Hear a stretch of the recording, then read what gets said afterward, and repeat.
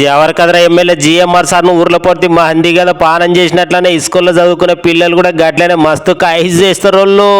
అవును, మళ్ళీ మా ఎమ్మెల్యే సార్ ముఖంలో ఎప్పటికీ సంతోషమే ఉంటది. గందుకే మా సార్ అందరూ మస్తు కాయిస్ చేస్తారని అస్తంపాటి నాయకులు అంటుంటారు. అయితే ఇగో చిన్న సీతకుంట మండలంలోని ఒడ్డెమన్ సర్కార్ పెద్ద స్కూల్లో 20 లక్షల తన కొత్త చేసిన కొన్ని అభివృద్ధి పనులను అట్లనే కంప్యూటర్ ల్యాబ్ను ఈ స్కూల్ పిల్లల తన కలిసి ఓపెనింగ్ చేసిన ఎమ్మెల్యే జిఎంఆర్ సార్. అయితే సార్ ఇట్లా కంప్యూటర్ ఓపెనింగ్ చేసిన తడవే పిల్లలు ఇట్లా కంప్యూటర్ ను చాలు చేయందాడు ఎమ్మెల్యే సార్ ఫోటోనే వచ్చింది.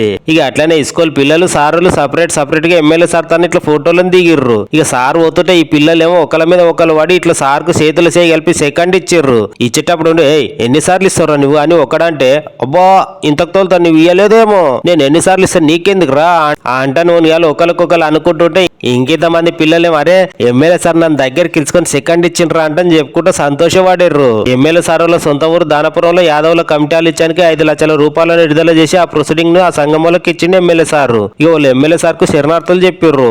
చెప్పారా మరి మానాపురం మార్కెట్ లో అమాలీలు అలసిపోయినప్పుడు పోయి కునుకు తీయనికే విశ్రాంతి భవనాన్ని ఇచ్చానికి శంకుస్థాపన చేసి సార్ ఇట్లా గడ్డపార పట్టి మన్నును దోగితే మార్కెట్ కమిటీ చైర్మన్ ప్రశాంతమన్ననేమో ఇట్లా సలికే పట్టి మన్నును పక్కకు తీసిండు.